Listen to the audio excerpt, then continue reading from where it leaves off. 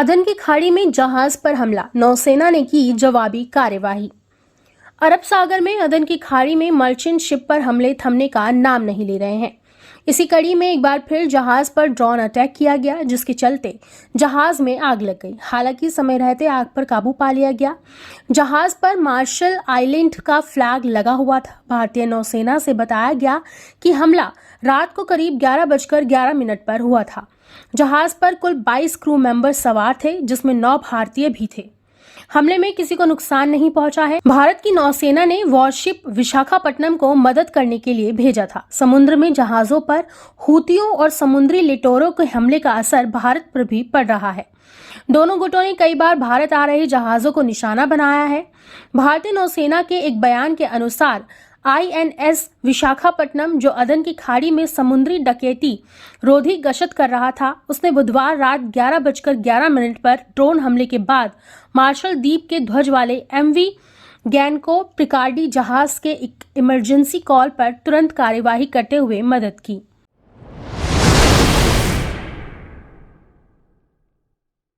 LOC में विस्फोट, एक जवान हुआ शहीद। जम्मू संभाग के जिला राजौरी के नौशेरा में भारत पाकिस्तान नियंत्रण रेखा के पास अग्रीम इलाके में बारूदी सुरंग विस्फोट हो गया। इससे एक जवान की मौत हो गई और 2 घायल हो गए। जानकारी के अनुसार राजौरी जिले के कलाल में भारत पाकिस्तान नियंत्रण रेखा के पास अग्रीम चौकी पोखरा में गुरुवार सुबह लगभग 10:30 बजे बारूदी सुरंग में विस्फोट हुआ। इससे एक जवान बलिदान हो गया और एक अन्य जवान घायल हो गया। हादसे की सूचना मिलते ही तुरंत अन्य जवान मौके पर पहुंचे। उपचार के लिए घायल को नजदीकी अस्पताल ले जाया गया। प्राथमिक उपचार के उपरांत एयरलिफ्ट के माध्यम से घायल जवान को उधमपुर कमान अस्पताल में शिफ्ट किया गया। बलिदानी जवान अग्निवीर बताया जा रहा है। हालांकि इसकी आधिकारिक पुष्टि अभी नहीं हुई है। उधर जम्मू जिले के साथ लगते सांबा जिले में अंतर्राष्ट्रीय सीमा IB के पास संदिग्ध सुरंग मिलने की सूचना है। जानकारी मिलते ही पुलिस और सुरक्षा बलों की टीम मौके पर पहुंची। टीम ने इलाके की घेराबंदी कर तलाशी अभियान शुरू किया।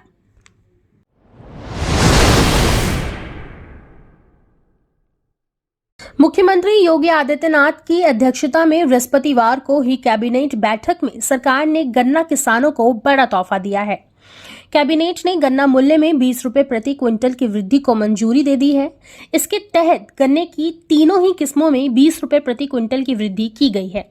इससे पहले गन्ना मूल्य को लेकर प्रदेश सरकार ने विधानसभा चुनाव से पहले 2021 में भी 25 रुपए प्रति क्विंटल की बढ़ोतरी की थी।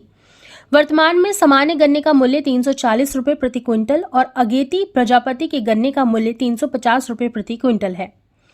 कैबिनेट ने बैठक में पेराई सत्र 2023 से 2024 के लिए सरकारी क्षेत्र, निगम और निजी क्षेत्र सहित सभी चीनी मिलों की ओर से खरीदे जाने वाले गन्ने का राज्य परामर्शित मूल्य SP निर्धारित होगा। इन प्रस्तावों को भी दी गई सहमति।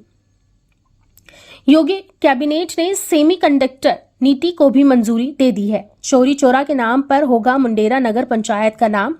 Uttar Pradesh metro rail corporation को राज्य एवं स्थानीय कर, संपत्ति कर, गृह कर, सर्विस चार्ज, जल कर, विज्ञापन कर और पार्किंग शुल्क में भी छूट की मंजूरी दे दी गई है।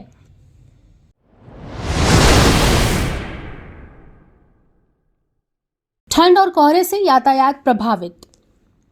उत्तर प्रदेश में घने कोहरे के कारण जनजीवन बुरी तरह प्रभावित हो रहा है। कोहरे के कारण उड़ान सेवाओं पर भी असर हो रहा है। देश के अलग अलग राज्यों से राष्ट्रीय राजधानी दिल्ली आने वाली ट्रेन कई घंटे लेट हो रही हैं। तापमान 5 से 8 डिग्री के बीच है। कनकनी और गलन बहुत ज्यादा बढ़ गई है। गुरुवार को भी घने कोहरे के कारण कम विजिबिलिटी की रिपोर्ट सामने आई है। मौसम विभाग ने कहा कि गुरुवार सुबह करीब 5:30 बजे पंजाब, हरियाणा, पश्चिम राजस्थान, बिहार और नोएडा के कई इलाके घने कोहरे की चपेट में दिखेंगे। मौसम विभाग के मुताबिक दिल्ली, पश्चिम उत्तर प्रदेश, झारखंड, ओडिशा और असम के अलग अलग हिस्सों में भी घना कोहरा दिखा। पूर्वी राजस्थान, पूर्वी उत्तर प्रदेश और पश्चिम मध्य प्रदेश के अलग अलग हिस्सों में भी हल्का कोहरा देखने को मिला। उत्तर भारत के अलावा हिमालय के ऊपरी इलाकों, सिक्किम और पश्चिम बंगाल में भी कोहरा देखने को मिला। हालांकि इन इलाकों में मध्य कोहरे के कारण दृश्यता की अधिक परेशानी नहीं हुई।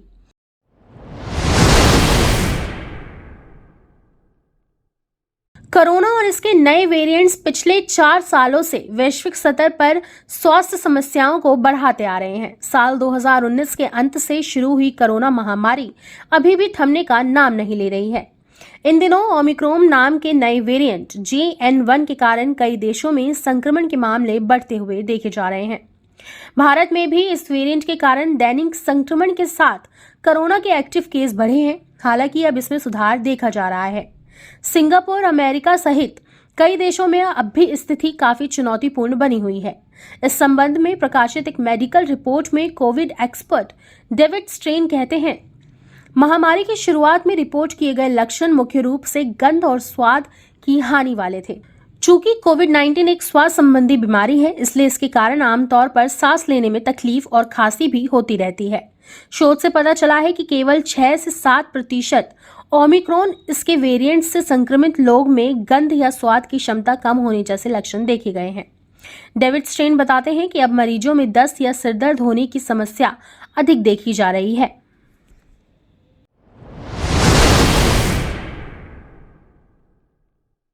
सीएम केजरीवाल ने ईडी को भेजा जवाब। आम आदमी पार्टी के राष्ट्रीय संयोजक व मुख्यमंत्री अरविंद केजरीवाल ने आबकारी घोटाले मामले में चौथे समन पर ईडी को जवाब भेजा है। आम आदमी पार्टी का कहना है कि भाजपा का मकसद केजरीवाल को गिरफ्तार कराना है। केजरीवाल को लोकसभा चुनाव में प्रचार करने से रोकना चाहते हैं। आम आदमी पार्टी ने कहा कि ईडी ने लिखा है कि केजरीवाल आरोपी नहीं है, फिर समन और गिरफ्तारी भला क्यों?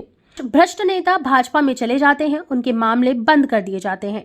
हमने भ्रष्टाचार नहीं किया, हमारा कोई नेता भाजपा में नहीं जाएगा। ईडी ने पिछले दिनों मुख्यमंत्री को 18 जनवरी को पेश होने के संबंध में समन भेजा था। मुख्यमंत्री इससे पहले आए ईडी के 3 समन पर सवाल खड़ा कर चुके हैं।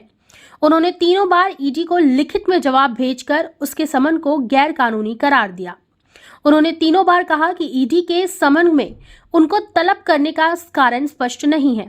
वह जब अपने समन में स्थिति स्पष्ट कर देंगे तब वे उनके समक्ष पेश होने का विचार करेंगे। उन्होंने पिछली बार ईडी से लिखित में सवाल भेजने का भी सुझाव दिया था।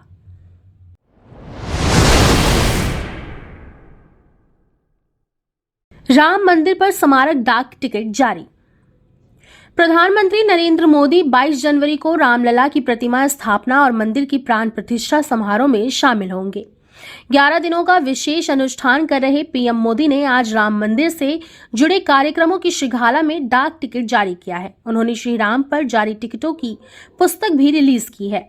तस्वीरों के खास संकलन में अयोध्या के राम मंदिर की बारीकियों को देखा समझा जा सकेगा।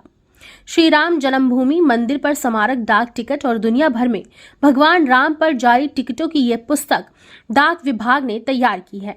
एल्बम में शामिल डिजाइन के घटकों में राम मंदिर, तुलसीदास रचित रामचरितमानस की चौपाई, मंगल भवन अमंगलहारी मंदिर और उसके आसपास की मूर्तियां शामिल हैं। पीएम मोदी ने बताया कि इस खास एल्बम में मंदिर और देश की संस्कृति से जुड़ी बारीकियों का अनुभव किया जा सकेगा। प्रधानमंत्री ने कहा कि रामायण से हमें तमाम चुनौतियों के बावजूद प्रेम की जीत का संदेश और सीख पाने में मदद मिलती है। उन्होंने कहा, ये पूरी मानवता को अपने साथ जोड़ता है, इसलिए इसने पूरी दुनिया को अपनी तरफ आकर्षित किया है।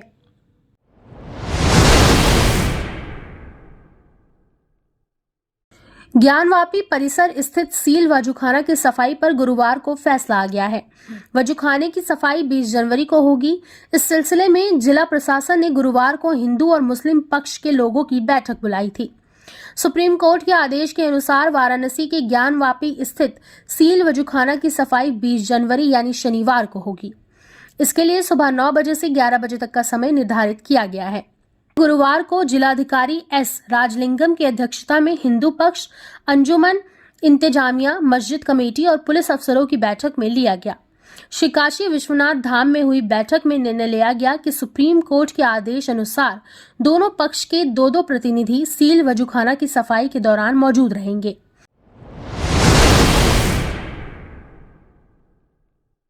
निगरी निवास में प्रभु श्री राम की बड़ी धूमधाम से निकाली गई कलश शोभा यात्रा।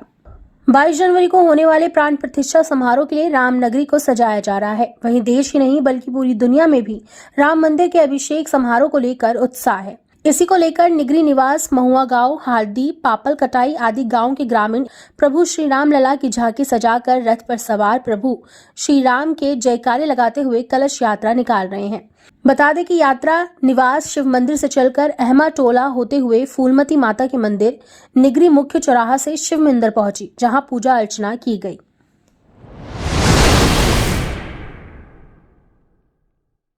जनपद कटनी के ब्लॉक ढीमरखेड़ा के अंतर्गत ग्राम पूरी खुर्दा की पाठशाला में बच्चों द्वारा झाड़ू पोछा लगाने का मामला सामने आया है। विद्यालय में बुधवार करीब 12 बजे बच्चे झाड़ू पोछा लगाते पाए गए, जबकि 10:30 बजे के बाद बच्चों को शिक्षक के साथ कक्षा में होना चाहिए। बच्चों के भविष्य के साथ एक तरह से खिलवाड़ किया जा रहा है। इस मामले में जब शिक्षक से पूछताछ की गई तो शिक्षक ने कहा, विद्यालय की साफ सफाई में बच्चे मदद करते हैं। बताते चले कि ये बच्चे पहली से लेकर 5वीं कक्षा तक के हैं। अभी आप लोग क्या कर रहे थे? झाड़ू लगा रहे थे। झाड़ू लगा रहे थे।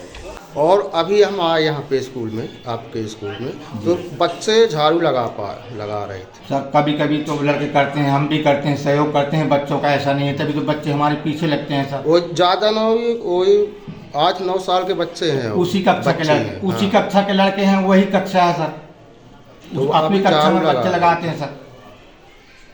चलो।